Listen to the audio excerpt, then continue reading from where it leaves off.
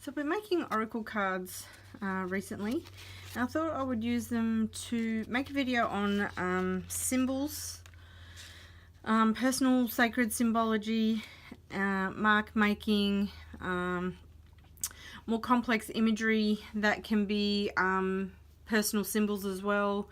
I know for me, I was looking for that for a really long time, looking for people talking about it, and there just wasn't anybody doing it. So I kind of had to figure things out for myself, which, you know, probably isn't a bad thing actually. But it was very frustrating at the beginning. But once it clicks, it starts to really click, and then it's beautiful. But oh geez, it's a slog getting there. So I thought I would make a video just talking about symbols, and if there's someone else out there sort of feeling the call for it but not sort of sure how to figure it out, I thought maybe some of the things I would talk about might help a little bit. I've got a few cards that I was going to talk about, obviously, so I thought what I might do is make a video for each card, you know, just a few minutes long, talk about each one on its own as like a little mini series. So I'll talk about this one first, and then I'll talk about the others in a different video. So let me just move this guy over a little bit so I can see a bit better. So this one is my favorite, I think, because it's got so many of my personal sacred symbols on it, and also my favorite color palette, so which is the brown and the black and the blue. So I'll talk about the symbols first. Stars for me would be probably my number one sacred personal symbol. For me, I think symbols some of them are lifetime symbols. Some of them, you know, they come and go for a few months, they come back, they circle around, and some might come just for one piece and have a lot of meaning, but they don't stay with you for other pieces further down the track. So I do think there are different levels of symbols, but for me the stars is definitely number one with a bullet. I nearly got a tattoo with some stars on it just recently, but I didn't, not yet anyway. For me, stars, if you asked me to, I could sit down and talk to you for an hour about stars. You'd probably be bored silly, but I can actually link, say, 5 or 6 personal stories through my life to stars. And even at night when I take the dog out for a tinkle, walk her around the yard, I look up at the stars, I make wishes, I still say the poem you say when you're a little kid. So they are very special to me. And you'll notice that they're like cut out. The background paper here is actually a star constellation map, and I just photocopy these. They're really old maps, so they're like copyright free, and then I coffee dye them, and then this piece of paper here is coffee dyed as well. This is a tiny little slither of scrapbook paper, and most people would throw it away, but I love the staining from the coffee that I've done with this. The cutout, I actually like the reverse a lot of the time, whether it's stencils or cutouts or what have you, punch outs. I often like the negative, so I like to use this bit rather than the stars that I originally cut out and put on the other card. So maybe that says something about me. You never know if you dig too deep. Another symbol for me, some symbols are very simple like stars, but then others are a bit more complex. For example, the moth. I associate moths with fear. I have caught a red-bellied black snake and put it outside. If you're not Australian, they're actually really poisonous and you can die if you get bitten by them. I've caught one of them and put it outside. It was a Tuesday night at 9 o'clock, and I didn't have time to be calling the snake catcher, so I just caught it and threw it outside myself. But if there's a moth, I'm like ridiculous. It's crazy. So yeah, they're definitely a very strong symbol for me, and it's been like that since I've been a little kid. And I can actually tell you the story of the very first time I came across one of those giant mutant humongous moths, and I can still picture where it was, how I felt, and it's just stayed with me. And I probably would have been about 5. So, you know, symbols do actually probably start showing up in your history a lot earlier than you think. It's not just plucking them out of the air, it's sort of remembering little snippets of your history.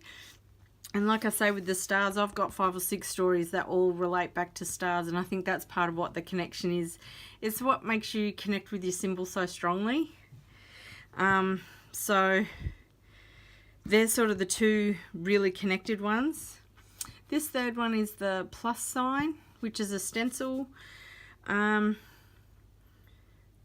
me, it's what's holy to me, what's sacred to me, what I'm willing to let into my space.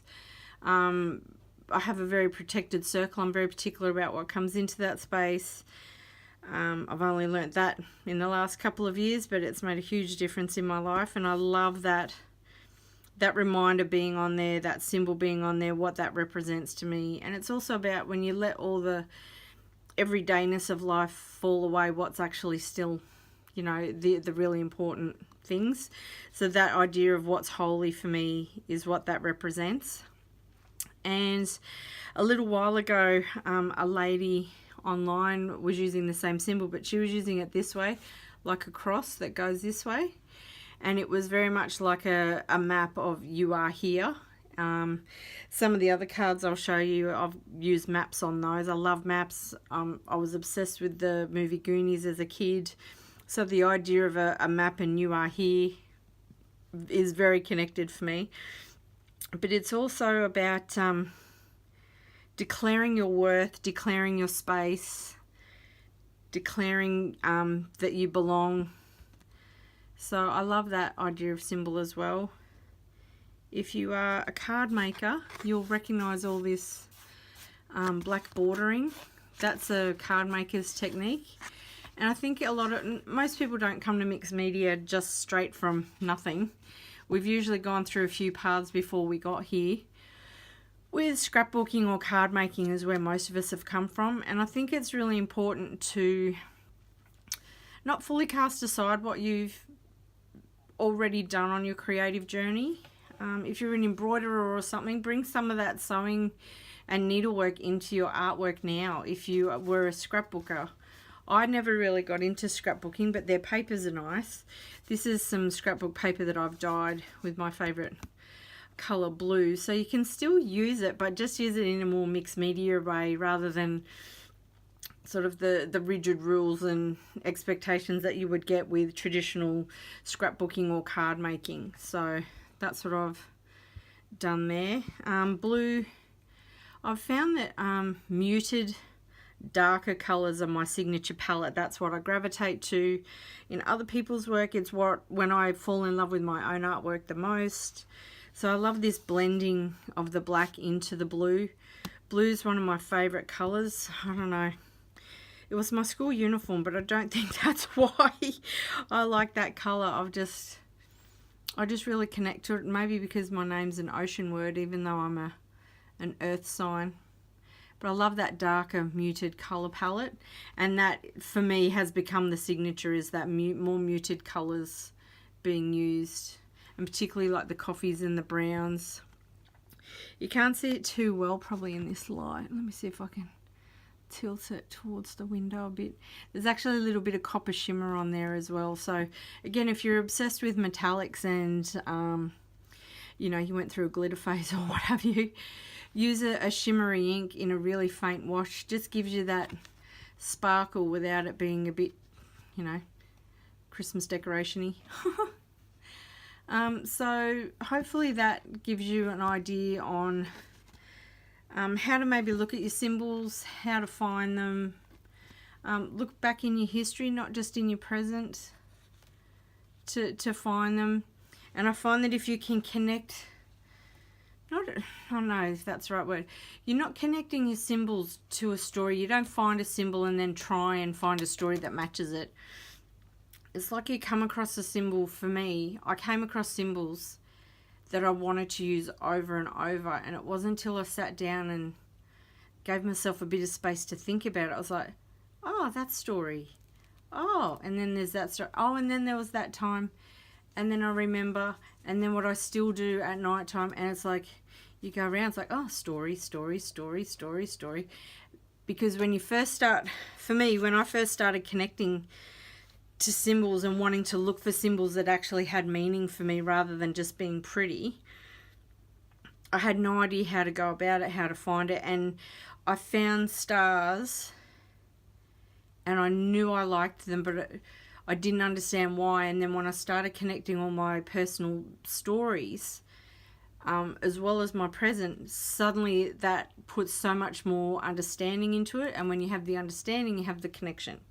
So I hope that sort of has explained symbology a little bit to you and got you thinking about maybe your own stories, your own history. The idea of you like something but you don't know why. Maybe just give yourself a little bit of space to see what the connection could be with what it represents for you, which, let me tell you, is often not what other people think it represents. Don't be swayed by what other people say an image means, because it's about what it means to you, and people looking at it from the outside won't understand how deeply you feel about your artwork, because they're not feeling all the stories that brought you to that place. So yeah, I think that's pretty much it for this one. I hope that's sort of given you a bit more ideas on where to look for your personal sacred symbols, and I'll do some more cards in a separate video. Thanks, bye.